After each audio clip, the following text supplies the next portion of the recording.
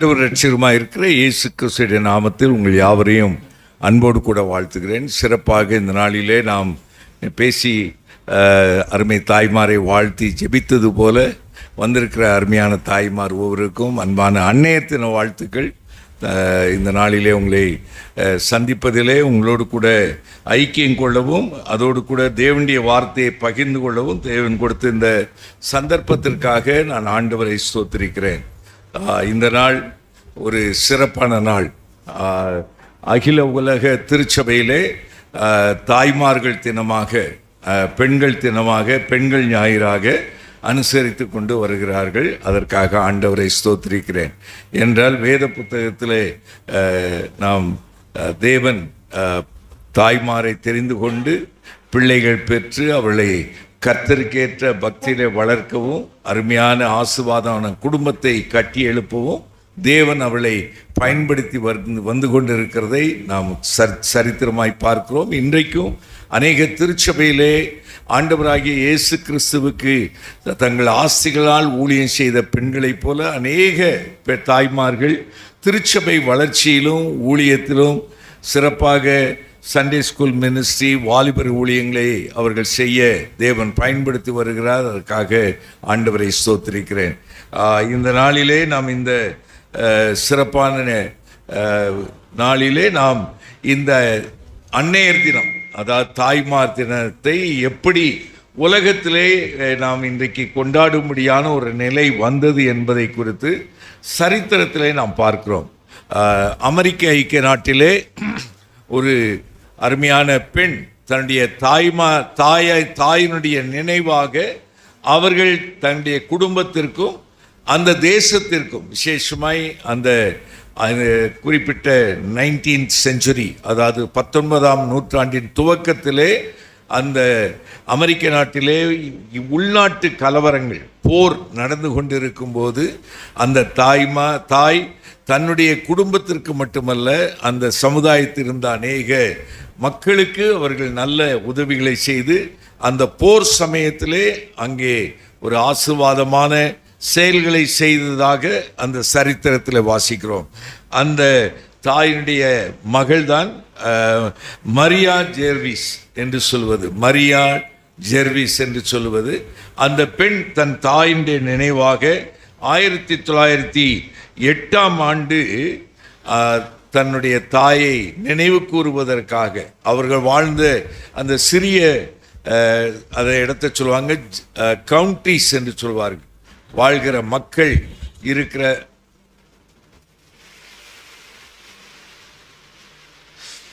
அந்த வாழ்ந்து கொண்டிருக்கிற மக்கள் மத்தியிலே அருமை தாயின் நினைவாக ஒரு சிறப்பு நாள் அனுசரிக்க வேண்டும். அவர்களை நினைவு கூர்ந்து அவருடைய செயல்களை சொல்லி பாராட்ட வேண்டும் என்பதற்காக ஏற்படுத்தினார்கள். அதை அந்த தேசத்தில் உள்ள ஜனாதிபதி அவர்கள் 1914ஆம் ஆண்டு ஒவ்வொரு ஆண்டும் 2வது ஞாயிற்றுக்கிழமை மே மாதம் கொண்டாடும்படியாக அவர்கள் அறிவிப்பு கொடுத்தார்கள். ஆகவே 1914ஆம் ஆண்டு துவங்கி ஏறத்தாழ 100 ஆண்டுகளுக்கு மேலாக இந்த அன்னையர் தினம் அனுசரிக்கப்பட்டு கொண்டு வருகிறது. அதற்காக ஆண்டவருக்கு நன்றி செலுத்துகிறேன். அன்னையர் தினம் மட்டுமல்ல, அதை தொடர்ந்து 1910ஆம் ஆண்டிலே தகப்பனாருக்காக, அதாவது ஃபாதர்ஸ் டே என்பதும் அந்த தேசத்தில் தான், அமெரிக்காவிலே அது நினைவு கூறப்பட்டது. அதை ஒரு ஸ்மார்ட் டாட் என்று சொல்லக்கூடிய ஒரு பெண் தன்னுடைய தகப்பனாருடைய நினைவாக அதை ஏற்பாடு செய்தார்கள். தாயார் தினத்தை மட்டுமல்ல, நம்முடைய தகப்பனாரும் முக்கியம் என்பதற்காக அவர்கள் செய்தார்கள்.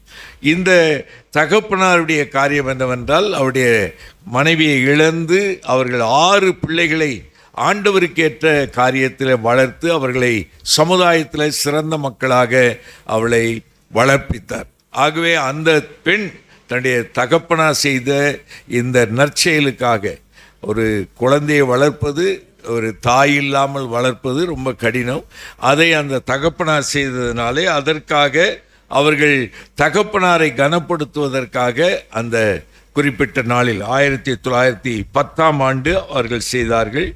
1924 ஆண்டிலிருந்து அது அமெரிக்க ஐக்கிய நாட்டிலே ஒவ்வொரு ஜூன் மாதமும்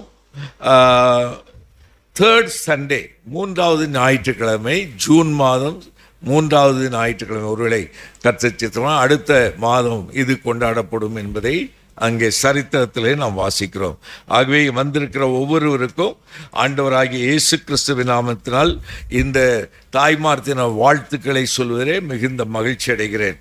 இந்த வேத புத்தகத்திலே அநேக தாய்மார்களை குறித்து நாம் வாசிக்கிறோம். இந்த நாளிலே கூட இந்த அன்னையர் தினத்திலே வேதாகமத்திற்கிற பெண்களை, விசேஷமாய் தாய்மார்களை குறித்து பேசுவதற்காக ஆண்டவர் எனக்கு நினைவூட்டினார். அதைத்தான் உங்களுக்கு நான் சொல்ல விரும்புகிறேன். ஒருவேளை தாய்மார்களை மட்டும் பேசுகிறோமே, அப்படியானால் தகப்பன்மார்களுடைய பொறுப்பு என்பதெல்லாம் குறித்து நிறைய இருக்கிறது. அதை சொல்ல வேண்டுமானால் சமயம் இருக்காது. ஆனாலும் நீங்கள் இதை கவனித்து அருமையான தாய்மார்கள் இன்னும் அநேகமாய் ஆண்டவருடைய நாமத்திற்கு மகிமையாய் பிள்ளைகளை வளர்ப்பதிலே நீங்கள் உங்களை அர்ப்பணிக்க வேண்டும் என்று வேண்டிக் கொள்கிறேன். தாய்மார் வளர்க்கும்போது தகப்பனார் பிள்ளைகள் வளர்ப்பை கவனிக்காமல் விட முடியாது. அவர்கள் வீட்டிலே அவளை பாலூட்டி சீராட்டி வளர்க்கிற அதே நேரத்திலே அவர்களை நாம் தேவ வசனத்தில் வாசிக்கிறது போல ஒரு தகப்பன் தன் பிள்ளையை சுமக்கிறது போல அவளை சுமந்து கொண்டு அவளுக்கென்று ஒரு வைத்திருக்கிற பெரிய ஆசீர்வாதமான எதிர்காலத்தை அவர்கள் பெற்றுக்கொள்ளத்தக்கதான போதுமான கல்வி அறிவையும் அவர்களுக்கான நல்ல வேலை வாய்ப்புகளையும் உருவாக்குவதற்காக நாம் பிரயாசம் எடுக்க வேண்டும் என்பதிலே எந்த சந்தேகமே கிடையாது. ஆண்டவருக்கு மகிமை உண்டாவதாக. வேத புத்தகத்தில் பார்க்கிற பெண்கள் பெயர்களை பார்க்கும்போது அது ஏவாள், வேதாகமத்தின் முதல் பெண் ஏவாள் என்று சொன்னால் அநேகம், அதாவது மதர் ஆஃப் ஆல் லிவிங் ஜீவன், அதாவது உயிரோடு இருக்கிற அனைவருக்கும் தாயானவள் என்று பெயரிடப்பட்டவள். அவளுக்கு தேவன் கொடுத்த பிள்ளைகள் நமக்கு நன்றாய் தெரியும். காயின், ஆபேல் அண்ட் இன்னொருத்தர் பேர் மூணாவது சேத். இந்த 3 பிள்ளைகளை ஆண்டவர் அவளுக்கு கொடுத்தார். அந்த பிள்ளைகளை வளர்த்தார்கள். ஆனால் அந்த வளர்ப்பை குறித்து நான் அதிகமாய் பேச விரும்பவில்லை. ஆனாலும் ஆண்டவர் இந்த பூமியிலே உங்களை என்னை வைத்திருக்கிறார் என்று சொன்னால் இந்த ஏவாள் அவர்கள்தான் காரணம். அவர்கள் மூலமாய் இந்த உலகம் எங்கும் சந்ததி உண்டாயிற்று. அவர்களே ஒருவராக நாம் இங்கே இருப்பதற்கு ஆண்டவர் நமக்கு உதவி செய்திருக்கிறார். ஆண்டவருக்கு மகிமை உண்டாவதாக. அதை தொடர்ந்து பார்த்தால் வேதாகமத்திலே நோவாவின் மனைவி, அவள் சேம், காம், யாப்பேத் என்று சொல்ல 3 பிள்ளைகளுடைய தாயாக இருந்தாள். அவர்கள் இருந்த சூழ்நிலை பார்த்தால் உலகத்தை தேவன் ஜலப்பிரளயத்தினால் அழிப்பதாக அவருடைய கணவராகிய நோவாவுக்கு தேவன் கொடுத்தார். இன்னும் 40 நாள், அந்த 40 நாள் இரவும் பகலும் மழை வருகிற அந்த ஒரு சூழ்நிலையிலே, உலகம் முழுவதும் ஜலப்பிரளயத்தினால் அழிக்கப்படுகிற அந்த சூழ்நிலையிலே தன் கணவரோடு கூட சேர்ந்து அவர்களும் அந்த பேழையை கட்டுகிற பணியிலே, அந்த பேழைக்குள்ளே வர இருக்கிற மிருக ஜீவன்கள், பறவை இனத்திற்கு என்னென்ன தேவை உண்டோ அதோடு மட்டுமல்ல தங்களுடைய குடும்பமும் அங்கே வாழ்வதற்கு ஏற்ற காரியங்களை சபதரித்து வைத்து அந்த பேழையிலே அவர்கள் 1 ஆண்டுக்கு மேலாக அவர்கள் வாழ்ந்தார்கள். சுற்றிலும் அழிவு இருக்கும்போது தன்னையும் தன்னுடைய அருமையான குடும்பத்தையும் பாதுகாத்து இந்த உலகத்திலே திரும்பவும் மனுக்குலம் உருவாவதற்கு காரணமாயிருந்தவர்கள். உலகமெங்கும் பல்வேறு ஜாதிகள் உருவாவதற்கு இந்த சேம், காம், யாப்பேத் மூலமாய் உருவாவதற்கு காரணமாய் இருந்தது இந்த நோவாவின் மனைவி, இந்த சேம், காம், யாப்பேத்துடைய தாயானவள். அதற்கு பிறகு நாம் பார்க்கிறோம், இந்த நோவாவின் காலத்திற்கு பிறகு ஜனங்கள் ஜீவனுள்ள தேவனை சேவிக்காமல் விக்கிரகங்களை வணங்கி தங்களுக்கு பேருண்டாக பெரிய கோபுரத்தை கட்டி கொண்டிருந்த அந்த சூழ்நிலையிலே விக்கிரக ஆராதனை செய்து கொண்டிருந்த குடும்பத்திலிருந்து ஆபிரகாமை தேவன் பேர் சொல்லி அழைத்தார். அந்த ஆபிரகாமுடைய மனைவியாகிய சாராள், அவளுக்கு ஏறத்தாழ 25 ஆண்டுகள் மேலாக குழந்தை இல்லாமல் இருந்தபோது தேவன் அவளுக்கு குழந்தை பாக்கியத்தை கொடுத்தார் என்பதை நாம் பார்க்கிறோம். அந்த குழந்தை பாக்கியத்தை கொடுத்த அந்த நேரத்திலே அந்த சாராள் செய்த காரியம் என்னவென்றால், அந்த தேசத்திலே அவர்கள் கூடாரத்தில் கூடியிருந்தார்கள். வேதம் சொல்லுகிறது, ஆபிரகாம் அங்கே ஊர் என்று சொல்கிற கல்தேர் பட்டணத்திலே சீரும் சிறப்பமாய் வாழ்ந்து கொண்டிருந்தவர், தன்னை அழைத்த தேவனுக்கு தன்னை ஒப்பு கொடுத்து கீழ்ப்படிந்து அந்த மிக செழிப்பான அந்த ஊர் தேசத்தை விட்டு வனாந்தரமான இந்த கானான் தேசத்திற்கு அவன் வந்தான். வந்து கூடாரத்தில் குடியிருந்தான். ஏனென்றால் அவனுக்கு என்ன நம்பிக்கை? தேவன் தாமே கட்டி எழுப்புகிற கைவேலை இல்லாத ஒரு நகரம் பரலோகத்தில் இருக்கிற அந்த பரம கானானுக்காக அவன் வாழ்ந்து கொண்டிருந்தான். அந்த வாழ்க்கை பயணத்திலே அவனுக்கு துணையாக அவனுடைய மனைவியாகிய சாராள் இருந்தாள் என்று பார்க்கிறோம். தேவன் அவளுக்கு கொடுத்தது ஒரே ஒரு மகன், அவன் பேர் ஈசாக்கு. ஈசாக்கு என்றால் நகைப்பு. அவளுடைய 90வது வயதிலே தேவன் அவளுக்கு அந்த குழந்தையை கொடுத்தார். அந்த ஈசாக்கை கர்த்தருக்கு பயப்படுகிற அருமையான சகோதரர் ஜெபிக்கும் போது ஈசாக்கின் பயபக்திக்குரியவர் என்று சொன்னார். அப்படி தன்னுடைய பிள்ளையை, ஒரே பிள்ளை, நீண்ட காலம் காத்திருந்து கிடைத்த அந்த பிள்ளையை கர்த்தருக்கேற்ற விதத்திலே அவர்கள் வளர்ப்பதற்கு காரணமாக இருந்தார்கள் என்பதிலே எந்த சந்தேகமே கிடையாது. அதிலே ஆபிரகாமின் பங்களிப்பும் அதிகம். என்றால் ஆண்டவர் அவனை 17 வயதாக இருக்கும்போது அவனை பார்த்து சொன்னார், உன்னுடைய ஏக புத்திரனும் நீ நேசிக்கிற உன்னுடைய பிள்ளையை எனக்காக நீ பலியிடு என்று சொன்னபோது ஆபிரகாம் விசுவாசத்தோடு அவனை அழைத்து கொண்டு போய் மோரியா மலையிலே பலியிட போன நேரத்தில் தான் ஆண்டவர் அவனை தடுத்து ஆட்கொண்டு அவனை இந்த மரித்தோரிலிருந்து எழும்புகிற உயிர்த்தெழுதலுக்கு அடையாளமாக அவனை பாதுகாத்து அவனை திரும்ப கொடுத்தார் என்று பார்க்கிறோம். இந்த ஈசாக்கு ஆண்டவராகிய இயேசு கிறிஸ்துவுக்கு முன்னடையாளமாய் இருக்கிறான் என்று பார்க்கிறோம். இந்த ஈசாக்கின் தாயாகிய சாராள் அவள் ஜீவனுள்ளோருக்கெல்லாம் தாயானவள் என்று சொல்கிறது. இந்த விசுவாச குடும்பத்திற்கு அவள்தான் தாய் என்று வேத புத்தகத்தில் நாம் வாசிக்கிறோம். அப்படிப்பட்ட ஒரு அருமையான தாயார் தான் சாரா என்பதாகும். அடுத்து இந்த ஈசாக்கினுடைய மனைவியாகிய ரெபேக்காவை குறித்து நாம் பார்க்கிறோம். ரெபேக்காவும் ஒரு அருமையான தாய். அவளுக்கு ஒரு இரட்டை பிள்ளை பிறந்தது. அவளுக்கும் குழந்தை இல்லாது இருந்தபோது ஈசாக்கு அவளுக்காய் ஜெபம் பண்ணினான். கர்த்தர் ஜெபத்தை கேட்டு அவளுக்கு 2 பிள்ளைகளை கொடுத்தார். அவருடைய ஒரே கற்பத்திலே அவர்களுக்கு உண்டான அந்த வேத நிமித்தம் ஆண்டவரிடத்தில் போய் ஆண்டவரிடத்தில் கேட்கிறாள், ஆண்டவரே எப்படி இந்த குழந்தை பேர் இருக்கும் என்று அவள் ஜெபித்த போது கர்த்தர் அவளுக்கு குழந்தை பிறப்பதற்கு முன்னதாகவே அவளுடைய வயிற்றிலே 2 பிள்ளைகள் இருக்கிறது. அவைகளிலே இளையவன் அவன் தன்னுடைய மூத்த சகோதரனை மேற்கொண்டு வாழ்வான் என்கிற தீர்க்க தரிசன வெளிப்பாட்டையும் அவளுக்கு கொடுத்தாள். அதனால்தான் யாக்கோபு என்ற 2 பிள்ளைகளை தேவன் அவளுக்கு கொடுத்தார். நமக்கு தெரியும், ஏசாவை தேவன் வெறுத்து யாக்கோபை தேவன் சிநேகித்தார். ஏசா வனாந்திர வேட்டையாடுகிறவனாக இருந்தான். யாக்கோபு கூடாரவாசியாக இருந்தான் என்று பார்க்கிறோம். இந்த யாக்கோபுக்கு அவள் ஏற்ற ஆலோசனை கொடுத்து தகப்பனுடைய ஆசீர்வாதத்தையும், அதற்கு பிறகு அவன் ஏசாவை போல அல்லாமல் அந்த தேசத்து பிள்ளைகளை திருமணம் செய்யாமல் தன்னுடைய எந்த இடத்திலிருந்து வந்தானோ அந்த தேசத்தில் இருக்கிற அவருடைய இனத்தார் இடத்துல போய் பெண் கொள்ளும்படியாக ஆலோசனை கொடுத்து அவள் போய் யாக்கோபு தன்னுடைய மாமன் வீட்டிலே போய் அவன் திருமணம் செய்தான் என்று பார்க்கிறோம். ராகேல், லேயாள் என்று சொல்லுகிற ஒரு குடும்பத்திலே பெண்களை கொண்டு அந்த கோத்திரத்தில் தான் 12 கோத்திர பிதாக்களை நாம் வாசிக்கிறோம். வேத புத்தகத்திலே இருக்கிற 12 கோத்திர பிதாக்கள் அவர்களை குறித்து வெளிப்படுத்தல் புத்தகத்தில் வாசிக்கிறோம், பழைய ஏற்பாட்டில் வாசிக்கிறோம்.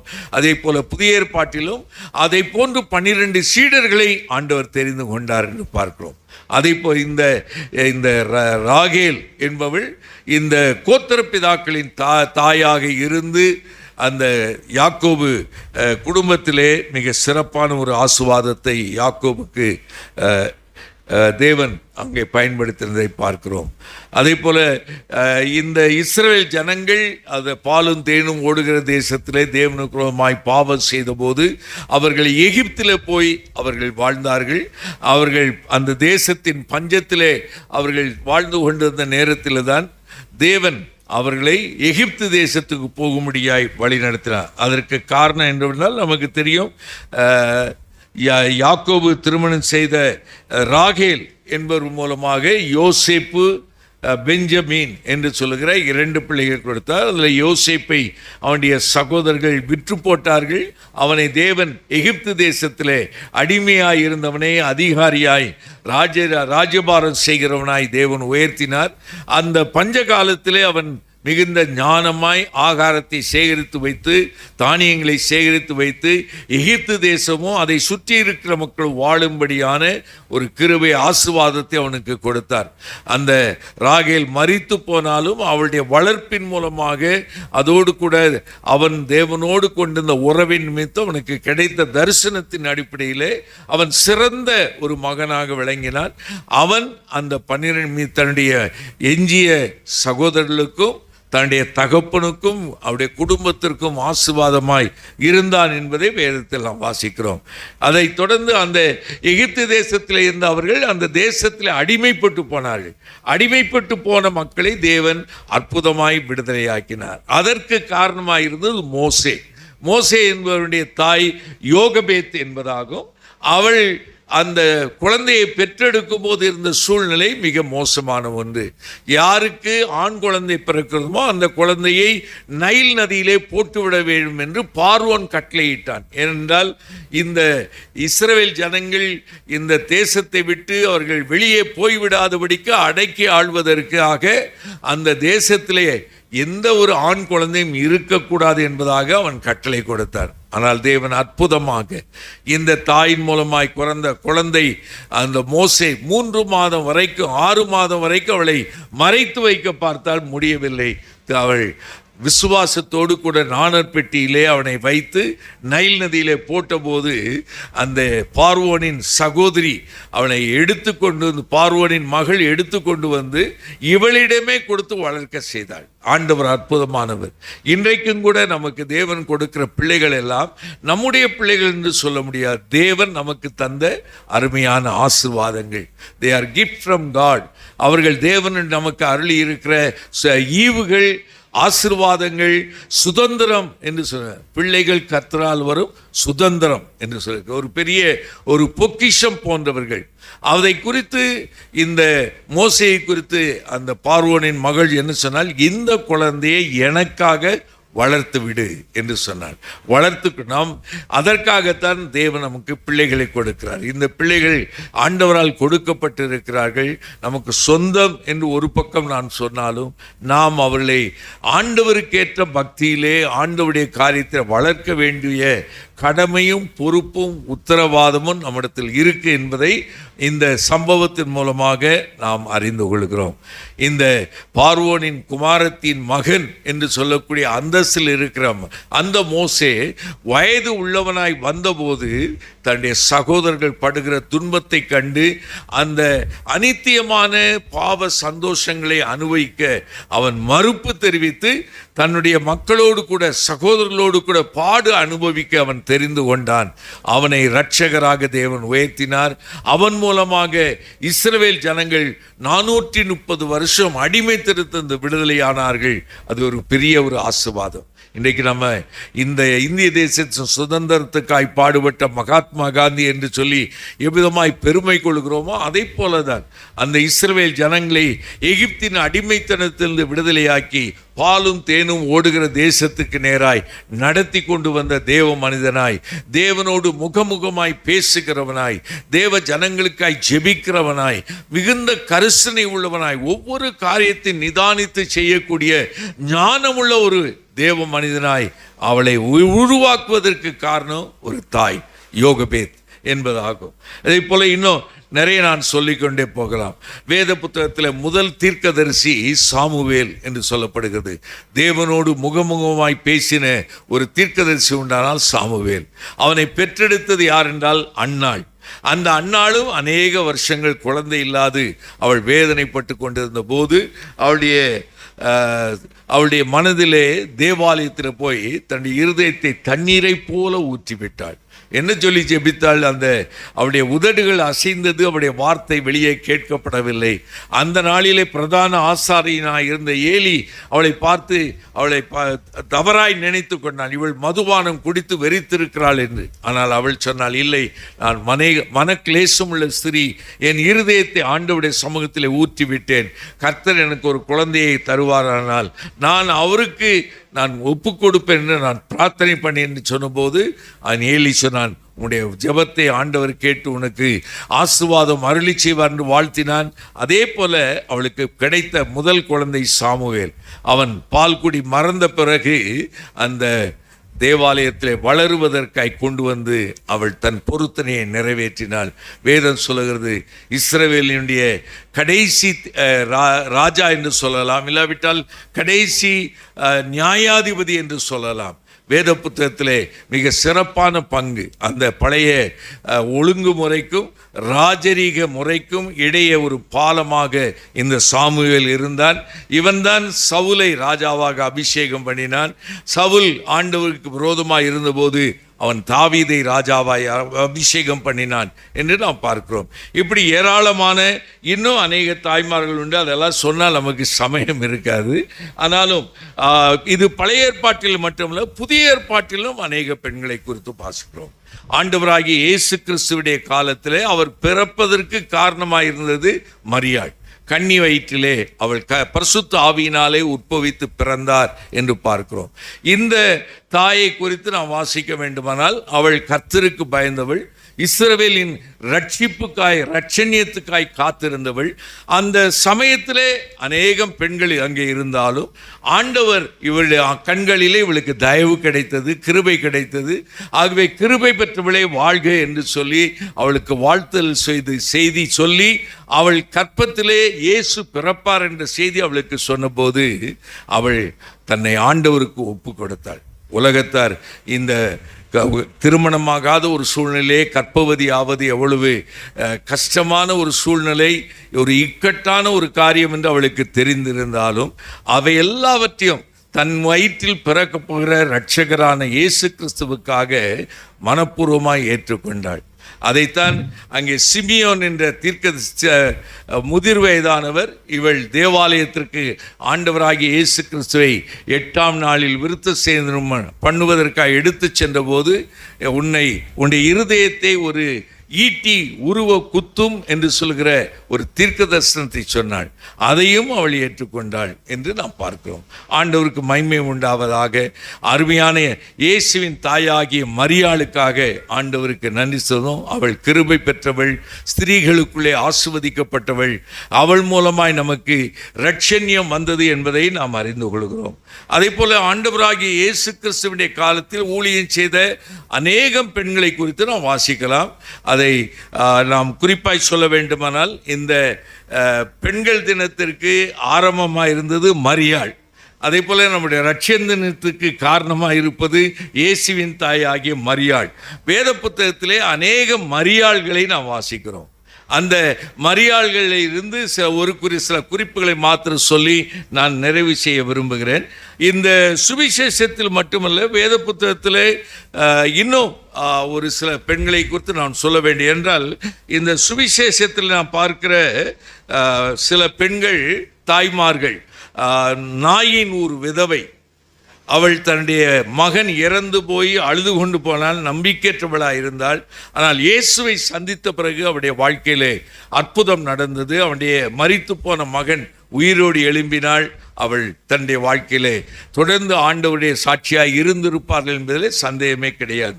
அதே போல கானானிய ஸ்திரீ ஆண்டவராகிய இயேசு கிறிஸ்துவிடத்தில் வந்து தன்னுடைய அசுத்தாவினால் பீடிக்கப்பட்ட தன் மகளுக்காக அவள் மன்றாடி ஜெபித்தாள். அவள் சொன்னால், இந்த அந்நியஸ்தருக்கு, அதாவது இஸ்ரவேலர் அல்லாதவருக்கு இந்த அற்பம் கிடையாது என்று சொல்லுகிற வண்ணமாக அவள் சொன்னாள், பிள்ளைகளுக்கு தான் அற்பம் என்று சொல்லி அவர் சொல்லும்போது, மேஜையின் மேலிருந்து விழுகிற துணிக்கு நாய்க்குட்டிகள் தின்னுமே என்று சொல்லி தன்னை நாய் போல தாழ்த்தினபடினாலே இயேசு அவளுக்கு அற்புதம் செய்தாள், அவளுடைய மகளுக்கு அற்புதம் செய்தாள். அற்புதமாய் அவளுடைய மகள் சுகமானாள் என்று பார்க்கிறோம்.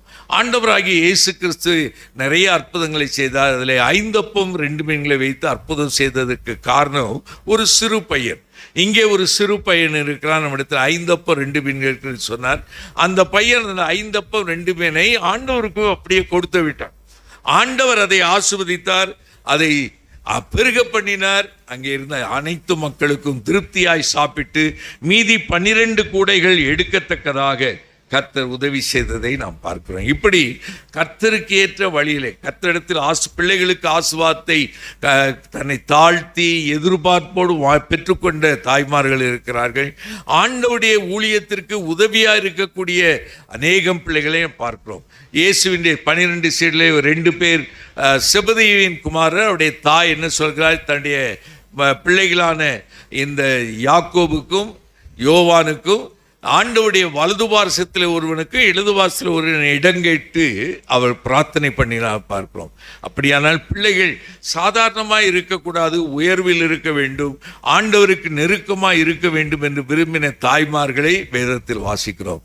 இதெல்லாம் எதற்கு இருக்கு என்று சொன்னால், நமக்கு ஒரு முன்னோடியாக சாட்சியாக இவைகளெல்லாம் நாம் பார்த்து நாமும் அப்படி எதிர்பார்ப்புள்ளவளாய் வாழ வேண்டும் என்பதுதான் ஆண்டுடைய எதிர்பார்ப்பு.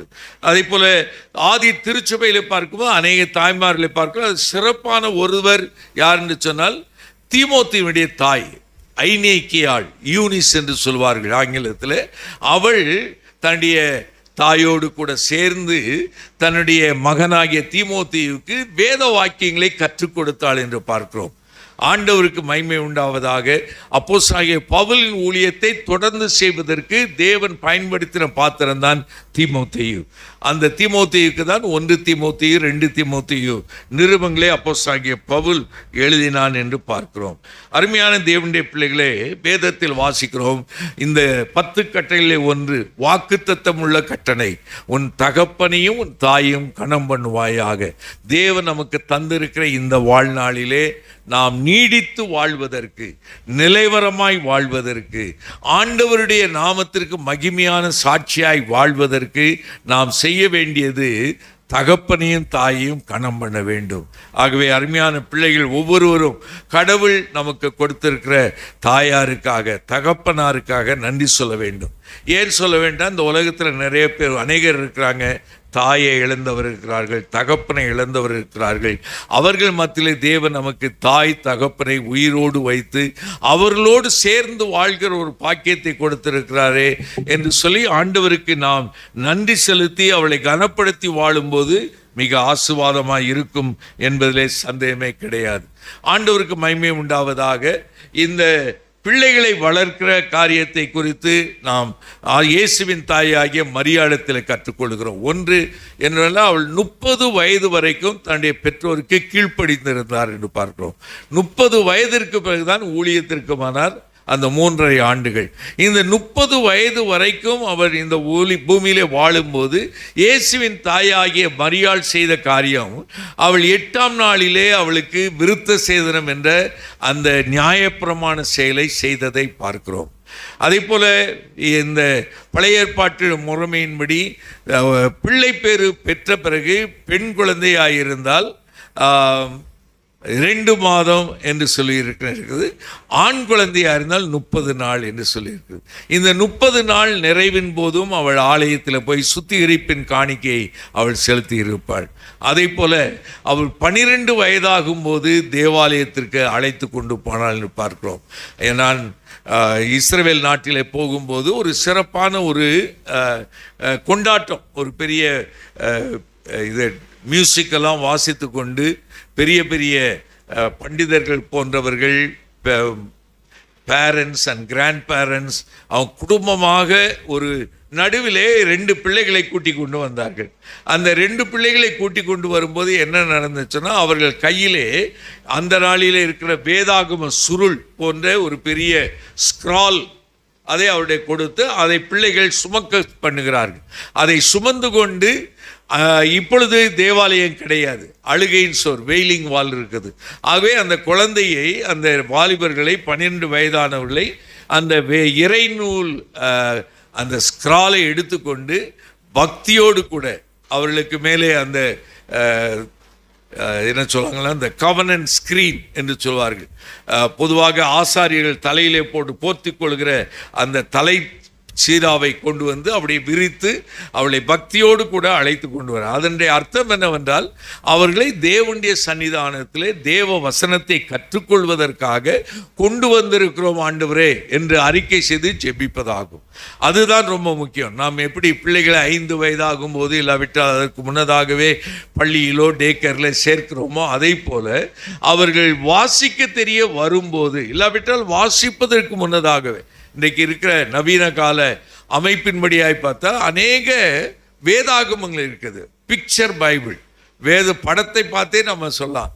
அதை ஒரு சுருக்கமாய் சொல்லலாம். யோனா இருந்தான், ஆண்டவருடைய ஊழியக்காரன்.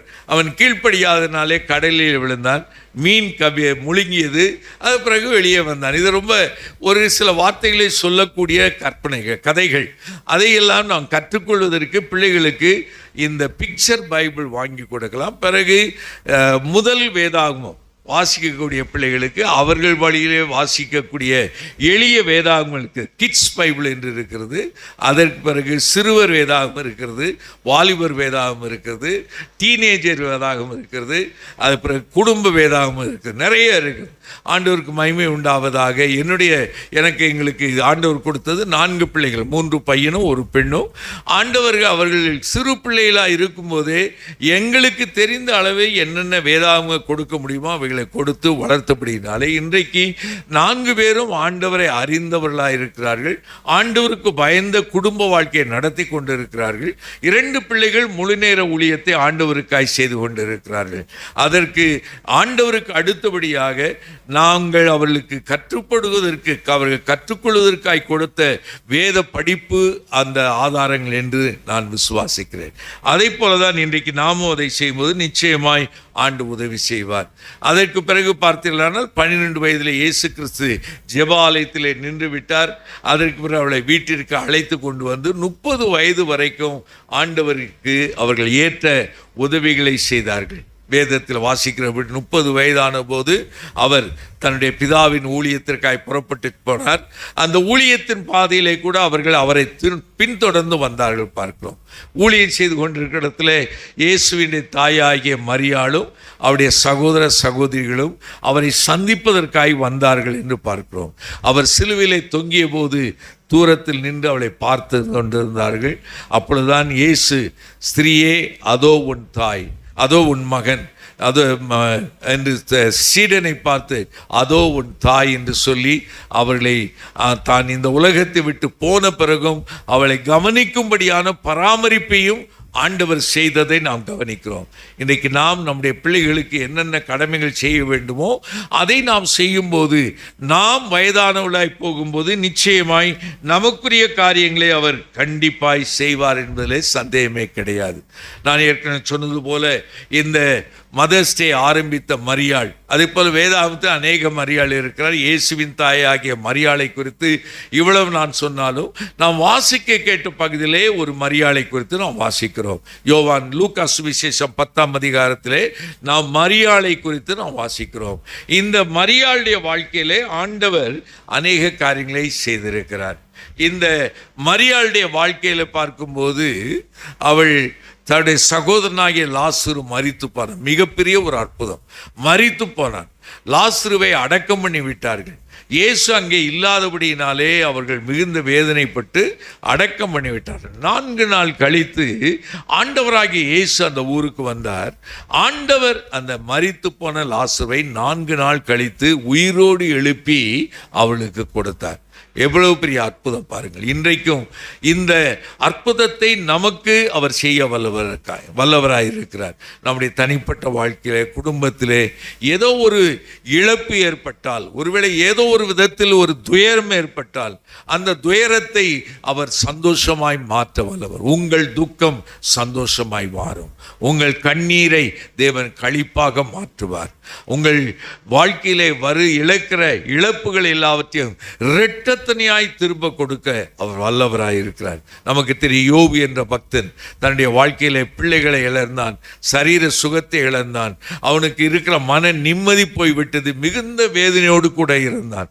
அப்படிப்பட்ட நேரத்தில் ஆண்டவர் பேரிலே உறுதியான பற்றுறுதியோடு கூட இருந்தான். எந்த அளவுக்கு என்று சொன்னால், அவர் என்னை கொன்று போட்டாலும் அவர் மேல் நம்பிக்கையாய் இருப்பேன் என்று சொன்னான். நான் என் உத்தமத்தை விட்டு விலக மாட்டேன், நாசியில் சுவாசம் இருக்கும் மட்டும் என் உத்தமத்தை விட்டு விலக மாட்டேன் என்று சொல்லி ஆண்டவர் பேரில் மிகுந்த பற்றுறுதியோடு கூட இருந்தான். கர்த்தர் கொடுத்தார், கர்த்தர் எடுத்தார், அவருடைய நாமத்துக்கு ஸ்தோத்திரம் என்று சொல்லி தன்னுடைய இழப்பின் மத்தியிலும் ஆண்டவரை துதிக்கிறவனாக இருந்தான். ஆண்டவருடைய வார்த்தை என்ன சொல்கிறார்? கடைசியில் அந்த யோபின் கடைசி புத்தகத்து வரும்போது, யோபு ஆண்டவரை குறித்து நிதானமாய் பேசினான். அவனை நிந்தித்து அவனுக்கு மிகுந்த கடினமான ஆலோசனை சொன்ன சகோதரர்களுக்காக, சிநேகிதர்களுக்காக அவன் ஜெபித்த போது கர்த்தர் அவனுடைய சிறையிருப்பை மாற்றினார். அவன் இழந்து போன எல்லாவற்றையும் ஆண்டவனுக்கு இரட்டிப்பாக கொடுத்தார். அவனுடைய ஆடு மாடு மந்தைகள் ஜீவன்கள், அவன் இழந்து போன பிள்ளைகளும் அவனுக்கு திரும்ப கொடுக்கப்பட்டதை நாம் வேதத்தில் வாசிக்கிறோம். அப்படிப்பட்ட அற்புதம் செய்கிற தேவன் இந்த மரியாள் குடும்பத்திலே அற்புதம் செய்தார். இந்த அற்புதத்திற்கெல்லாம் காரணம் என்னவென்றால், இந்த வேத புத்தகத்தில் நாம் பார்க்கிற அந்த காரியம் ஒன்று. முதலாவதாக, இந்த மரியாள், மார்த்தாள், லாசரு ஆண்டவராகிய இயேசுவை தன்னுடைய வீட்டிற்குள்ளே அவர்கள் ஏற்றுக்கொண்டார்கள். எத்தனையோ குடும்பங்கள் இருக்கிறார்கள். அந்த பெத்தானியா பட்டண அந்த கிராமத்தில் எவ்வளோ வீடுகள் இருந்திருக்கும். ஆண்டவராகிய இயேசு கிறிஸ்து அந்த வீட்டின் வழியாய் வரும்போது இந்த அருமையான பிள்ளைகள், மார்த்தாள், மரியாள் என்று சொல்லக்கூடிய லாசர் என்று சொல்ல 3 பேர் அடங்கிய அந்த ஒரு சிறிய குடும்பம், ஒருவேளை இவருடைய தாயார் தகப்பனார் இல்லாமல் தனித்து விடப்பட்டிருந்திருக்கலாம். அப்படிப்பட்ட ஒரு சூழ்நிலையிலே அவர்கள் ஆண்டவருடைய சமூகத்திலே வந்திருப்பார்கள். ஒருவேளை அந்த வழியிலே ஆண்டவராகிய இயேசு சொல்கிற உபதேசங்களை கேட்டு அவருடைய உபதேசத்தினால் கவர்ச்சிக்கப்பட்டு, ஆண்டவரே நீர் எங்களோடு கூட வாரும் என்று அழைத்திருக்கலாம். இந்த சமீபத்தில்தான் ஈஸ்டர் பண்டிகை கொண்டாடினோம். உயிர்த்தெழுந்த ஆண்டவர். இந்த உயிர்த்தெழுந்த ஆண்டவர் அன்றைக்கு உயிர்த்தெழுந்த நாளிலே அந்த மாலை பொழுதிலே எம்மாவூருக்கு 2 சீடர்கள் போனார்கள். அந்த சீடர்களோடு கூட இவரும் கூட நடந்து போனார். ஆனால் தங்களோடு கூட வருகிறவர் இயேசு என்று அறியாமல் அவர்கள் துக்க முகத்தோடு அவர்கள் பேசிக்கொண்டே போனார்கள். இயேசு அவர்களோடு இணைந்து நடந்து போய் என்ன கேட்டார்? நீங்கள் துக்க முகமுள்ளவர்களாய் நீங்கள் வழி நடந்து ஒருவருக்கொருவர் பேசிக்கொள்கிற காரியம் என்ன என்று விசாரிக்கிறார். அவனுடைய ஆண்டவர் விசாரிக்கிறவர். தேவனுடைய வார்த்தையில் வாசிக்கிறோம், அவர் உங்களை விசாரிக்கிறவர் ஆனபடியால் உங்கள் கவலைகளை எல்லாம் அவர் பேரில் வைத்து விடுங்கள் என்று சொன்னார். ஆண்டவர் விசாரிக்கிறவர் என்று சொல்லுகிற பேர் மட்டுமல்ல, இந்த பூமியிலே வாழ்ந்தபோது துக்கமுள்ள மக்களை, துயரத்தில் இருக்கிற மக்களை, தனித்திருக்கிற மக்களை விசாரித்து அவர்களோடு கூட இருந்தார் என்று பார்க்கிறோம். அவனமாகத்தான் நான் நினைக்கிறேன் மார்த்தாள் மரியாளோடு கூட இருந்திருப்பார். இந்த எம்மாவூருக்கு போன சீடர்கள் அவரோடு கூட பேசி கொண்டு போனார்கள். அப்பொழுது அவரை அந்நியர் என்று நினைத்து இயேசுடைய மரணத்தை குறித்து நீங்கள் அறியாது இருக்கிற என்று பேசினார்கள். ஆனால் இயேசு வழியில் நடந்து அவர்களோடு இந்த தன்னை குறித்துள்ள தீர்க்க தரிசன வசனங்களை அவளுக்கு விளக்கி காட்டிக்கொண்டே போனார். ஆண்டவர் போய்கொண்டு இருக்கும்போது அவர்கள் போகிற கிராமம் வந்து சேர்ந்து விட்டது. அப்பொழுது வேதம் சொல்லுகிறது, அவர்களுக்கு அந்த கிராமத்தின் சமயம் வாய்ந்தது. அவர் அடுத்த இன்னும் தூரத்திற்கு போகிற போல அவர் காட்டினார், அப்புறம் போகிற போல காட்டினார் என்று வாசிக்கிறோம். அப்படி அவங்க போகிற அந்த சமயத்தில் தான் இந்த 2 சீடரும் கேட்டார்கள், ஆண்டவரே பொழுது போயிற்று, இரவு ஆயிற்று, எங்களோடு கூட வந்து தங்கியிரும் என்று கேட்டார்கள். இயேசு உடனே அவர் அவர்களோடு கூட போனார். நடந்த காரியம் என்னவென்றால், இந்த வீட்டிலே அவர் பிரவேசித்து அப்பத்தை அவனுக்கு ஆசீர்வதித்து கொடுக்கும்போது அவர் உயிரோடு எழுந்தவர் என்று அன்றைக்கு அறிந்து கொண்டார்கள். ஹல்லேலூயா. இன்றைக்கு நம்முடைய குடும்பத்தில் அவர் வருவாரே ஆனால், நாம் சாப்பிடுகிற ஆகாரத்தை அவர் ஆசீர்வதித்து கொடுப்பாரே ஆனால், நம்முடைய வாழ்க்கையிலும் உயிர்த்தெழுந்த ஆண்டவரை நாம் தரிசிக்க முடியும். அவர் நமக்கு தருகிற அந்த சந்தோஷத்தையும் மகிழ்ச்சியும் நாம் திரும்ப பெற்றுக்கொள்ள முடியும். துக்கமுகமாய் ஓடினவர்கள் அன்று அவரை சந்தித்த பிறகு ஓடோடி திரும்பவும் எருசலேமுக்கு அவர்கள் வந்து, மெய்யாகவே ஆண்டவர் உயிர்த்தெழுந்தார், நாங்கள் அவரை தரிசித்தோம் என்று சாட்சி கொடுத்தார்கள். இன்றைக்கு நம்முடைய திருச்சபையிலே அநேக சகோதரிகள், அநேக சகோதரர்கள், பிள்ளைகள் வந்து சாட்சி கொடுத்ததை குறித்து சந்தோஷம். என்றால் ஆண்டவர் அப்படித்தான், இந்த கோணலும் விபசாரம் உள்ள சந்ததியிலே என்னை குறித்தும் என் சாட்சியை, என்னுடைய வார்த்தையை குறித்தும் யார் சாட்சி கொடுக்க வெட்கப்படுவார்களோ அவளை என் பிதாவின் சமூகத்திலே வெட்கப்படுவேன் என்று சொல்லுகிறார். அவரை குறித்து அறிக்கை பண்ணினால் பிதாவுக்கு முன்பாக அறிக்கை பண்ணுவேன் என்று சொல்லியிருக்கிறார். ஆகவே சாட்சி சொல்வது ரொம்ப ஆசீர்வாதமான காரியம். இந்த மார்த்தாள் மரியாள் அவர்கள் எந்த குறிப்பிட்ட சூழ்நிலையில் ஆண்டவரை தன்னுடைய வீட்டிலே ஏற்றுக்கொண்டார்களோ அது ஒரு பேர் ஆசீர்வாதமாய் முடிந்தது. யோவான் 3 வெளிப்படுத்தல் புத்தகம் 3:20 வாசிக்கிறோம், இதோ வாசற்படியில் நின்று கதவை தட்டுகிறேன், ஒருவன் என் சத்தத்தை கேட்டு கதவை திறந்தால் நான் அவனுள் பிரவேசித்து அவனோடு போஜனம் பண்ணுவேன், அவனும் என்னோடு கூட போஜனம் பண்ணுவான் என்று சொல்லுகிறார். ஆண்டவர் நம்மோடு கூட தங்கியிருப்பது, நம்முடைய ஆகாரத்தில் பங்கு கொள்வது மிகப்பெரிய ஒரு ஆசீர்வாதம். ஆகவே நம்முடைய வீட்டிலே ஒருவேளை இதை நாம் அபியாசிக்க வேண்டுமானால் குடும்பமாக உட்கார்ந்து சாப்பிடுகிற ஒரு பழக்கம் இருக்க வேண்டும். வேலை பளுவின் மத்தியில் அவசர அவசரமாய் சாப்பிட்டு கொண்டு போகிற காலை சிற்றுண்டி, மதிய உணவு எல்லாம் இருந்தாலும் இரவிலே நாம் கூடி ஒரு பிள்ளை குடும்பமாக கணவன் மனைவி பிள்ளைகளாக உட்கார்ந்து நாம் ஆண்டவருக்கு நன்றி செலுத்தி, ஆண்டவரை கொடுத்து இந்த ஆகாரத்திற்காக ஆசீர்வாதத்திற்காக நன்றி என்று சொல்லி ஆண்டவரை துதித்து ஆண்டவருக்கு நன்றி செலுத்தி ஆகாரம் இல்லாத ஏழை எளிய மக்கள் ஊழியக்காரருக்காய் ஜெபிக்கும் போது அதனுடைய ஆசீர்வாதத்தை நம்முடைய ஆகாரத்தில் பார்க்க முடியும். அப்பமும் தண்ணீரும் குறைந்து போகாமல், மாவும் எண்ணெயும் குறைந்து போகாமல் தேவன் ஆசீர்வதிக்க அவர் வல்லவராய் இருக்கிறார். மார்த்தாள் மரியாள் அவளை ஏற்றுக்கொண்டார்கள். ஏற்றுக்கொண்டு விட்டு அவளை கவனிக்காமல் இல்லை. மார்த்தாள் அவளுக்கு பணிவிடை செய்ய விருந்தை ஆயத்தம் பண்ணி கொண்டதால் மரியாள் ஆண்டவருடைய பாதத்தில் உட்கார்ந்து கொண்டார். அதுதான் சிறப்பு. இந்த மரியாளை குறித்து சொல்லப்பட்ட ஒரு காரியம் என்றால், இவள் தன்னை விட்டு எடுபடாத நல்ல பங்கை தெரிந்து கொண்டாள் என்று ஆண்டவர் இயேசு அவளை பாராட்டினார். அதற்கு ஒரே ஒரு காரணம், ஆண்டவருடைய பாதத்தில் உட்கார்ந்து அவள் என்ன சொல்லுகிறாரோ அதை கேட்டுக்கொண்டிருந்தார். ஆண்டவருடைய வார்த்தையை அவள் கேட்டுக்கொண்டிருந்தார். இதுதான் ரொம்ப முக்கியம். இந்த நம்முடைய வாழ்க்கையிலே என்னென்ன அற்புதங்கள் தேவையோ அவை எல்லாவற்றையும் பெற்றுக்கொள்வதற்கு இந்த தேவனுடைய வார்த்தை தான் மிக முக்கியமானது. தேவனுடைய வார்த்தை சொல்லுகிறது, ஆண்டவராகிய இயேசுன்னு சொல்லுகிறார், மனுஷன் அப்பத்தினாலே மாத்திரமல்ல தேவனுடைய வாயிலிருந்து புறப்படுகிற வார்த்தையினால் பிழைப்பான் என்று சொல்றார். He shall live என்று சொல்றார். வாழ்க்கை வாழுவதற்கு என்று சொன்னால் வாழ்வதற்கு தேவை இந்த தேவனுடைய வார்த்தை. இந்த தேவனுடைய வார்த்தை கால்களுக்கு தீபம், பாதைக்கு வெளிச்சம் என்று நாம் அறிந்திருக்கிறோம். இந்த தேவனுடைய வார்த்தை இருபுறமும் கருக்குள்ள பட்டயம். நமக்கு விரோதமாய் வருகிற சாத்தானை எதிர்த்து தாக்கக்கூடிய ஒரே ஆயுதம் இந்த தேவனுடைய வார்த்தை. நீங்கள் வேதத்தை பார்ப்பீர்களானால் சர்வாயுத வர்க்கத்தை குறித்து வாசிக்கிறோம்.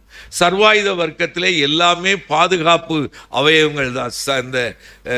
அந்த சர்வாயுதம் ஒவ்வொரு பங்கும் நம்மை பாதுகாக்கணும். ஆனால் எதிரியை தாக்கக்கூடிய ஒரே ஒரு ஆயுதம் இந்த தேவனுடைய வசனம்.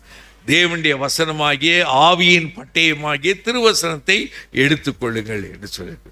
ஆகவே இந்த திருவசனத்தை மரியாள் கேட்கிறவளாய் இருந்தாள். அந்த ஆண்டவருடைய பாதத்தில் உட்கார்ந்து இந்த திருவசனத்தை கேட்டாள் என்று நாம் பார்க்கிறோம். அதே நேரத்தில் திருவசனத்தை வாசிக்கும் போதோ கேட்கும் போது இன்னொரு ஆபத்து இருக்கிறது. நாம் திருவசனத்தை கேட்கிறவளாய் மட்டுமல்ல, அதன்படி செய்கிறவளாய் இருந்தால்தான் பாக்கியம். ஆண்டவருடைய வார்த்தை தான். மலைப்பிரசங்கத்தை செய்து அவர் முடிக்கும் போது குடும்பத்திற்கு வரக்கூடிய ஆபத்துகளை அவர் சொல்லுகிறார். நான் சொல்லிய இந்த வார்த்தைகளை கேட்டு இதன்படி செய்கிறவன் எவனோ அவன் தன் வீட்டை கன்மலையின் மேல் அஸ்திபாரமிட்டு கட்டுகிற புத்தியுள்ள மனுஷனுக்கு ஒப்பாயிருக்கிறான். பெருமழை பெய்து பெருவெள்ளம் வந்து அந்த வீட்டின் மேல் மோதினாலும் அந்த வீடு நிலைத்து நின்றது. காரணம், அது கன்மலையின் மேல் அஸ்திபாரமிடப்பட்டிருந்தது. அப்படியானால் நம்முடைய வீடு, நம்முடைய குடும்பம், நம்முடைய பிள்ளைகள் நிலைத்து நிற்க வேண்டுமானால், இந்த சமுதாயத்தில் தலை நிமிர்ந்து நிற்க வேண்டுமானால், எல்லா ஆபத்துகள் சோதனைகள் மத்தியிலே அவர்கள் துணிந்து நிற்க வேண்டுமானால் இந்த திருவசனம் தான். இந்த வசனம் தான் நமக்கு சகலத்தையும் தருகிறது. இந்த வசனம் இருந்தால்தான் ஆண்டவர் பேரில் இருக்க பற்றுதியிலே நாம் குறைவதில்லை. ஆண்டோடைய வார்த்தை சொல்லும், மனுஷகுமாரன் இந்த பூமியில் வரும்போது விசுவாசத்தை காண்பாரோ என்று சொல்றார். விசுவாசத்தை, அப்படியானால் விசுவாச துரோகம் முந்தி நேரிடும். ஆண்டவருடைய வருகைக்கு முன்பாக அநேகர் விசுவாசத்தை விட்டு விலகி தங்களுடைய வாழ்க்கை படகை இல்லாவிட்டால் தங்களை தாங்களே உருவ குத்தி கொள்வார்கள் என்று சொல்லி வேதத்தில் அப்போஸ்தலனாகிய பவுல் சொல்லுகிறார். இன்னைக்கு நம்முடைய விசுவாசத்தை வர்த்திக்க பண்ணுவது இந்த திருவசனம். தேவனுடைய வார்த்தையில் வாசிக்கிறோம், விசுவாசம் கேள்வியினால் வரும், கேள்வி தேவனுடைய வார்த்தையினால் வரும். இந்த வார்த்தையை எவ்வளவு வாசிக்கிறோமோ அந்த அளவுக்கு நம்முடைய வாழ்க்கையிலே விசுவாசம் உண்டாகிக்கொண்டே இருக்கும். நம்முடைய விசுவாசமே உலகத்தை ஜெயிக்கிற ஜெயம். விசுவாசத்தினால் ஆகாத காரியம் ஒண்ணுமே கிடையாது. தேவனால் எல்லாம் கூடும் என்று சொல்ல அதே வசனம் தான் விசுவாசிக்கிறவனுக்கும் எல்லாம் கூடும் என்று சொல்லுது. அப்படியானால் இந்த தேவனுடைய வார்த்தையை எவ்வளவு கவனமாய் வாசிக்க வேண்டும். சங்கீதத்தில் இப்படி ஒன்று இருக்கிறது, தேவன் தம்முடைய சகல பிரஸ்தாபத்தை பார்க்கலும் தம்முடைய வார்த்தையை மகிமைப்படுத்தி இருக்கிறார். ஹல்லேலூயா. தேவனுக்கு ஒரு புகழ் இருக்கிறது, நமக்கு தெரியும். அந்த புகழை யாருமே எட்ட முடியாது. ஆனால் தேவனுடைய வார்த்தையில் என்ன வாசிக்கிறோம், தேவனுடைய சகல பிரஸ்தாபத்தை பார்க்கலும், புகழ்ச்சியை பார்க்கலும், அவருடைய மகிமையை பார்க்கலும் இந்த தேவனுடைய வார்த்தை மகிமைப்படுத்தப்பட்டது. இரண்டாவதாக இந்த மரியாள் செய்த காரியம், ஆண்டவருடைய பாதத்திலே நலத தைலத்தை ஊற்றி அவளை தன்னுடைய தலைமையினால் துடைத்து மகிமைப்படுத்துகிறார். ஆண்டவருடைய பாதம் அது மகிமையான ஒன்று. நமக்காய் சிலுவை சுமந்த பாதங்கள், நமக்காய் சிலுவையிலே ஆணிகள் அடிக்க ஒப்பு கொடுத்த ஒரு பாதம். அந்த பாதத்தை நாம் உறுதியாய் பற்றி கொள்ள வேண்டும். அதுதான், அதை கனப்படுத்த வேண்டும். ஆண்டவர் நமக்காய் செய்த அந்த தியாக புண்ணியத்திற்காக ஆண்டவருக்கு மகிமை செலுத்தி ஆண்டவரை துதிக்கிற ஒரு ஜனமாய் நாம் வாழ வேண்டும். இந்த ஜனத்தை எனக்கென்று ஏற்படுத்தினேன், இவர்கள் என் துதியை சொல்லி வருவார்கள். இவர்களோ தங்களை அந்தகாரத்தினர் தங்களுடைய ஆச்சரியமான ஒளியினிடத்தில் வரவழைத்தவுடைய புண்ணியங்களை அறிவிக்கிற ராஜரீக ஆசாரிய கூட்டம். ஆண்டவரை துதிக்கும்படியாக அழைக்கப்பட்டிருக்கிறோம். நான் எக்காலத்தில் கர்த்தரை ஸ்தோத்திரிப்பேன், அவர் துதி எப்பொழுது என் வாயில் இருக்கும். சிறுமைப்பட்டவர்கள் கேட்டு மகிழ்வார்கள். என்னோடு கூட சேர்ந்து கர்த்தரை மகிமைப்படுத்துங்கள், நான் ஒருமித்து அவருடைய நாமத்தை உயர்த்துவோமாக என்று சங்கீதக்காருடைய அனுபவம் நமக்கு வேண்டுமானால், இந்த மரியாள் செய்தது போல நமக்கென்று தேவன் தந்திருக்க விலையேற பெற்ற ஒரு ஆசீர்வாதம்.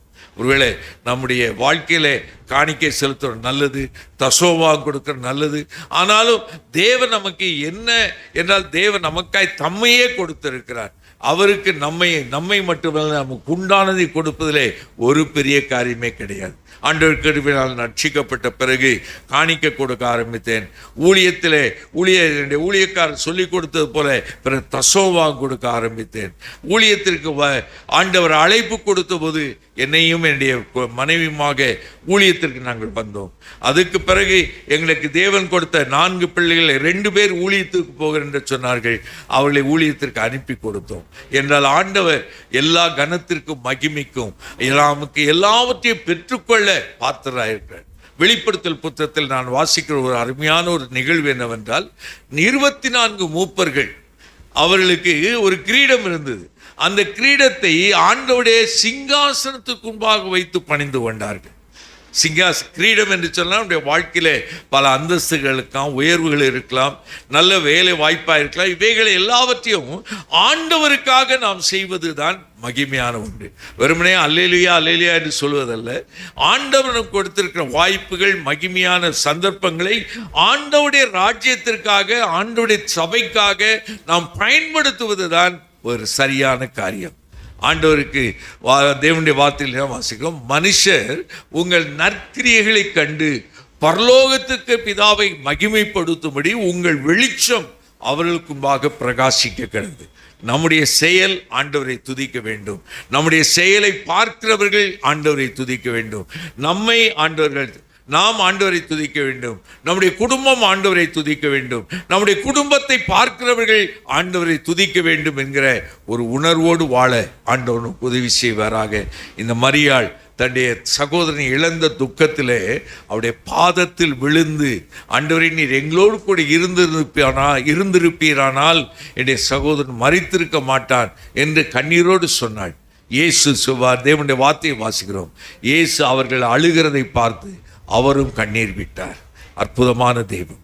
நம்முடைய துக்கத்தை, துயரத்தை பகிர்ந்து கொள்ளுகிற ஒரு தேவன். அதிலே அவர் சந்தோஷப்படுகிறல்ல, அதிலே நமக்கு விடுதலையை காட்டுகிற தேவன். மரித்து போன லாசருவை எழுப்பி அற்புதம் செய்தார். இந்த இயேசுவின் பாதத்திலே மரியாள் உட்கார்ந்தாள். இயேசுவின் பாதத்திலே தைலத்தை ஊற்றி கனப்படுத்தினாள். தம்முடைய தேவை நேரத்திலே ஆண்டவருடைய பாதத்திலே கண்ணீர் விட்டு ஆண்டவருடைய சமூகத்தை பிடித்தார். ஆண்டவருக்கு மகிமை உண்டாவதாக. இந்த அன்னைய தின நாளிலே நம்ம அருமையான சகோதரிகள் மட்டுமல்ல, நாம் ஒவ்வொருவரும் நம்மை ஆண்டவருடைய பாதத்திற்குள்ளே, ஆண்டவருக்கு நம்முடைய வீட்டிலே இடம் கொடுப்போம். ஆண்டவர் நம்முடைய வீட்டிலே அவர் பிரதான விருந்தாளியாய் அல்ல, அவர்தான் தலைவராக இருக்கத்தக்கதாக நாம் அவரை கனப்படுத்துவோம். அவர்களுடைய பாதத்தில் உட்கார்ந்து வேதத்தை வாசிக்கவும், அவர் தருகிற ஆசீர்வாதங்களை பெற்றுக்கொள்ளவும், அவருடைய பாதத்தில் விழுந்து அவரை குடும்பமாய் மகிமைப்படுத்துகிற ஒரு குடும்பமாய் வாழவும், நம்முடைய தேவைகள் மத்தியிலே அவருடைய பாதத்தை பற்றி கொள்ளவும் ஆண்டவர் கிருபை செய்வராக. கர்த்தருக்கு மகிமை உண்டாக. கண்களை மூடி ஜெபிப்போம். எங்கள் நல்ல ஆண்டவரே, இந்த நல்ல காலை வேளைக்காக உம்மை ஸ்தோத்திரிக்கிறோம் ஐயா. இந்த அன்னையத்தின நாளிலும் கூட கர்த்தாவே, மரியாள் என்று சொல்லுகிற அருமை சகோதரிய வாழ்க்கையின் மூலமாக நாங்கள் கற்றுக்கொண்ட படிப்பினைகளுக்காய் ஸ்தோத்திரம். எங்கள் இருதயமும் எங்கள் வீடும் உமக்கு எப்பொழுதும் திறந்திருக்கத்தக்கதாக கர்த்தர் அனுக்கிரகம் செய்யும். நீர் எங்களோடு கூட இருக்கும்போது கர்த்தாவே, நாங்கள் உறுதியாய் உம்மை பற்றி கொள்ளத்தக்கதாக, உம்மோடு நடக்கத்தக்கதாக, நீர் எங்களுக்கு சொல்வதை கேட்கத்தக்கதாக, நீர் சொல்வதற்கு கேட்டு கீழ்ப்படியத்தக்கதாக, ஆண்டவரே நீர் எங்களுக்கு தந்திருக்கிற ரட்சிப்பிற்காக, ஆசீர்வாதங்களுக்காக, உயர்வுகளுக்காக, எல்லாவற்றுக்காக நன்றி செலுத்தி உம்மை துதிக்கத்தக்கதாக ஆண்டவரே, எங்களை இக்கட்டான நேரங்களிலே உம்மை பற்றி கொள்ள, உம்மை நோக்கி கூப்பிட ஆண்டவரே கிருபை செய்ய நாங்கள் செபிக்கிறோம். இந்த திருச்சபை அப்படி ஆசீர்வாதமான தலைமுறையை இந்த திருச்சபைக்கும் இந்த தேசத்திற்கும் கொடுக்கத்தக்கதாக பிள்ளைகள் அதற்கேற்ற பக்தியை வளர்க்க வேண்டிய கிருபைகளை அருமையான பெற்றோருக்கு அருளி செய்ய நாங்கள் செபிக்கிறோம். திருச்சபையின் போதகரை, அவருடைய துணைவியாருடைய குடும்பத்தை ஆசீர்வதிக்க நாங்கள் செபிக்கிறோம். இம்முடைய கரத்தில் ஒப்புக் கொடுக்கிறோம். இந்த நாள் ஆசீர்வாதமாய் இருப்பதாக இயேசு கிறிஸ்துவின் நாமத்தில் வேண்டிக் கொள்கிறோம் பிதாவே. ஆமென். ஆமென். எல்லாரும் எழுந்திருக்கலாம். நம்முடைய திருச்சபையின் சார்பாக அருமையான அண்ணன் அவர்களுக்கு நன்றியை நாம் தெரிவித்துக் கொள்கின்றோம். இவ்வளவு அருமையான ஒரு சத்தியத்தை இன்றைக்கு நாம் பெற்றுக்கொண்டோம். எத்தனை பேர் ஆண்டவர் உங்கள் கூட பேசியிருக்காரு நினைக்கிறீங்க? ஆமாம். நிறைய குடும்பங்களில் மனைவி சர்ச்சில் கொண்டு வந்து விட்டு போயிடுவாங்க. அதில் போய் சர்ச்சில் இருக்க மாட்டாங்க. யாரே கணவன் மாறுங்க. சில தாய்மார்கள் வந்து பிள்ளைகளை சர்ச்சை கூப்பிட்டு வர மாட்டாங்க. ஏன்னா பிள்ளை தொந்தரவு பண்ணுதான். இதுங்க எதுக்கு அப்படின்னு சொல்லிட்டு அவங்க மட்டும் வருவாங்க, பிள்ளைகளை விட்டு வந்துடுவாங்க. அது அங்கே என்ன பண்ணுன்னு தெரியாது. சத்தியத்தை நேசிக்கிற மக்கள் சத்தியத்துக்காக தம்முடைய வாழ்க்கையை நாம் அர்ப்பணிக்க வேண்டும். அல்லேலூயா. இன்றைக்கி அநேக தாய்மார்கள் பாருங்கள், எங்கே இருப்பாங்கன்னா இன்றைக்கி அவங்க தொழில் இருப்பாங்க. ஆனால் ஆண்டுடைய தாய்மார்கள், கர்த்தருடைய பிள்ளைகள் ஆலயத்தில் அமர்ந்திருப்பார்கள். அவர்கள் பாக்கியவதிகளாயிருப்பார்கள். அல்லேலூயா, அல்லேலூயா. பாதம் அமர்ந்தால் பயங்கள் நீங்கிவிடும், வேதம் அறிந்தால் வேதனை மாறிவிடும். எத்தனை பேர் நம்புறீங்க? ஆண்டுடைய பாதம் நம்முடைய பயத்திலிருந்து நம்மை விடுவிக்கும். ஆண்டுடைய வேதம் நம்முடைய வாழ்க்கையை வளமாக்கும், நலமாக்கும், சுகம் தரும். Creation to resurrection. இயேசு கிறிஸ்துனுடைய திருவிவிலியத்தில், வேதாகமத்தில் படைப்பிலிருந்து அவருடைய உயிர்த்தெழுதலில் பெண்கள் எவ்விதமாக ஆண்டுடைய திருப்பணிலே தங்களை இணைத்து கொண்டார்கள். சத்தியத்தில் அருமையான ஒரு போதனை இன்றைக்கு நாம் கேட்டோம். தீய வேதம் பக்தரின் கீதம், சுத்தரிகள் போகும் பாதையின் தீபம், உத்தம மார்க்கம் காட்டும் சத்திய வேதம். பிரிய தேவ புதல்வர் மழையா நடந்திடுவா. வேத பிரிய தேவ புதல்வர் சேதமழையா நடந்திடுவா. இலைகள் உதிரா மரங்கள் போல இவர்கள் நல்ல கனி தருவா. இலைகள் உதிரா மரங்கள் போல இவர்கள் நல்ல கனி தருவா. சத்திய வேதம் சத்திய வேதம் பக்தரின் கீதம் சுத்தர்கள் போகும் பாதையின் தீபம் உத்தம மார்க்கம் காட்டும் சத்திய வேதம். நீ விசுவாசித்தால் தேவனுடைய மகிமை காண்பாய். நாம் விசுவாசிப்போமானால் தேவ மகிமையை நம்முடைய வீட்டில், நம்முடைய வாழ்வில், நம்முடைய சபையில் காண முடியும். கண்களை மூடி ஆண்டவருக்கு நாம் நன்றி சொல்லுவோம். ஆண்டவர் இந்த உலகத்திலே அவருடைய சிருஷ்டிப்பை, படைப்பை உண்டாக்கிறது. இந்த உலகம் சந்தோஷத்தோடும் மகிழ்ச்சியோடும் கூட வாழ வேண்டுமானால் ஆண்டவர் படைப்பிலே நாம் சந்தோஷப்பட வேண்டும். அருமையான ஒரு வார்த்தை, தீர்க்காயுசோடு கூட வாழ்வதற்கு உன் தாயும் தகப்பனையும் கனம் பண்ணுவாயாக. கண்ணை திறந்து பாருங்க, சொல்லுங்க, என் வாழ்நாள் நீடித்திருப்பதற்கு என் தாயும் என் தகப்பனையும் நான் கனம் பண்ணுவேன். எத்தனை பேர் வாக்கு கொடுக்குறீங்க? நீ காலையில் என் மனைவி எங்கள் குரூப்பில் ஒரு மெசேஜ் போட்டாங்க. அவங்க அம்மாவுடைய போட்டோம் அப்பாவுடைய போட்டோம் போட்டு என்ன பண்ணாங்க, நான் பார்த்த உடனே சந்தோஷப்பட்டேன். அல்லேலூயா. இன்றைக்கி உங்கள் வீட்டுக்கு போன பிறகு பிள்ளைகள் உங்கள் அம்மாவை பார்த்து ஒரு முத்தம் கொடுத்து என்ன பண்ணுங்க, அடிதடி பண்ணாதீங்க, சந்தோஷப்படுத்துங்க. அல்லேலூயா. ஒருவேளை உங்கள் தாயார் உங்கள் வீட்டில் இல்லைன்னு சொன்னால் ஃபோன் பண்ணி சொல்லுங்கள், அம்மா உங்களால் நான் ஆசிரியக்கப்பட்டிருக்கேன், நான் நல்லா இருக்கிறேன், நீங்கள் மகிழ்ச்சியாக இருங்கம்மான்னு சொல்லிட்டு அவங்கள சந்தோஷப்படுத்துங்க, உற்சாகப்படுத்துங்க. எத்தனை பேர் செய்வீங்க? ஆமாம், ப்ராக்டிக்கல் கிறிஸ்தவ மக்களாக வாழ ஆண்டவர் அழைக்கின்றார். அல்லேலூயா. ஏதோ வந்தோம், ஸ்தோத்திரம் பண்ணோம், கை தூக்கம், நெளிய போட்டோம் அப்பல்ல அல்ல. நீங்கள் வசனத்தை கேட்கலாய் மாத்திரமல்ல, அதன்படி வாழுகிறவளாய் மாறுங்கள் என்று கற்றளிக்கிறார். கண்களை மூடலாமா? சர்வ மகிமைக்கும் முற்றும் காரணமாக இருக்க பிதாவே, ஆமாண்டவரே, ஆதாம் ஏவாள் இருவரை உண்டாக்கின ஆண்டவர் ஒரு புது சந்ததியை உருவாக்கி இந்த பூமியை நிரப்பியிருக்கிறீர் சுவாமி. ஆண்டவரே, நாங்கள் அந்த வம்ச வழியாக வந்தவர்கள், நாங்கள் உமக்கு நன்றி சொல்கின்றோம். எங்கள் பெற்றோர்களுக்காக நன்றி சொல்கின்றோம். விசேஷமாக எங்கள் அன்னைமார்களுக்காக நன்றியோடுமை துதிக்கின்றோம். அவர் கற்றுக் கொடுத்த நற்போதனைகளுக்காக, ஆண்டவரை கற்றுக் கொடுத்த விசுவாச வாழ்வுக்காக, அவர்கள் கற்றுக் கொடுத்த ஆண்டவரை போதனைகளுக்காக நன்றியோடுமை துதிக்கிறோம் சுவாமி. இந்த நாமத்திலே வந்த ஒவ்வொரு பிள்ளைகளையும் உங்களுடைய ஊழியர்களாய் நாங்கள் வாழ்த்துகின்றோம், ஆசீர்வதிக்கின்றோம். இன்றைக்கு அருமையான ஜெயராஜ் அண்ணன் மூலமாக நாங்கள் கற்றுக்கொண்ட நல்ல நற்போதனைக்காய் நன்றியோடுமை துதிக்கின்றோம். குடும்பத்தை ஒரு சவாலாக நீ வைத்திருக்கின்றேன். பிள்ளைகளை ஊழியத்துக்கு ஒப்பு கொடுக்கவும் ஆண்டவரே, பிள்ளைகளை ஆண்டவரே ஆண்டவருடைய ராஜ்யத்திற்கு வளர்த்தெடுக்கவும் ஆண்டவரே, ஒரு சாட்சியை இன்றைக்கு நாங்கள் கேட்டோம். அதற்காக நன்றி சொல்கிறோம். எங்கள் குடும்பங்களிலும் எங்கள் பிள்ளைகள் ஆண்டவரே உமக்காக வாழ்கிற மக்களாக, உமக்காக பணி செய்கிற ஊழியம் செய்கிற மக்களாக மாறுவதற்கு நாங்கள் முயற்சிகளை எடுக்க கர்த்தர் அனுக்கிரகம் செய்வராக. அந்த ஒவ்வொருவரையும் பிதா குமாரன் பரிசுத்த ஆவியின் நாமத்தின் பேரால் வாழ்த்தி ஆசீர்வதித்து அனுப்புகின்றோம். இயேசு கிறிஸ்துவின் நாமத்தில் வேண்டுகிறோம் நல்ல பிதாவே, ஆமென். என் ஆத்துமாவே கர்த்தரை ஸ்தோத்ரி, முழு உள்ளமே பரிசுத்த நாமத்தை ஸ்தோத்ரி. என் ஆத்துமாவே கர்த்தரை ஸ்தோத்ரி, கர்த்தர் செய்த சகல உபகாரங்களை மறவாதே. ஆமென். அல்லேலூயா. மாரநாதா மாரநாதா, அல்லேலூயா அல்லேலூயா. மாரநாதா மாரநாதா, அல்லேலூயா அல்லேலூயா. மாரநாதா மாரநாதா, அல்லேலூயா அல்லேலூயா. மாரநாதா. தயவு செய்து எல்லாரும் கரங்களை உயர்த்துங்க, சொல்லுங்க மாரநாதா. வாய் திறக்காதெல்லாம் மரியாதையாக வாய் தர சொல்லுங்க. அல்லேலூயா. மாரநாதா. ஏன்னா நம்ம எல்லாரும் ஆண்டவருக்கு மரியாதை செலுத்த வேண்டும். முதல் மரியாதை யாருக்கு தான்? வீட்டில் இயேசுவை ஏற்றுக்கொண்டார்கள். மரித்த லாசருவை திரும்ப பெற்று ஆசீர்வதிக்கப்பட்டார்கள்.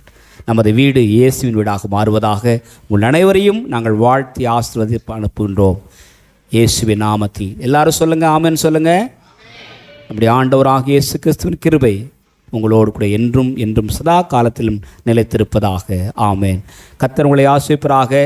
ஒருவரை ஒருவர் வாழ்த்தி சமாதானத்தோடு சென்று வாருங்கள். God bless you.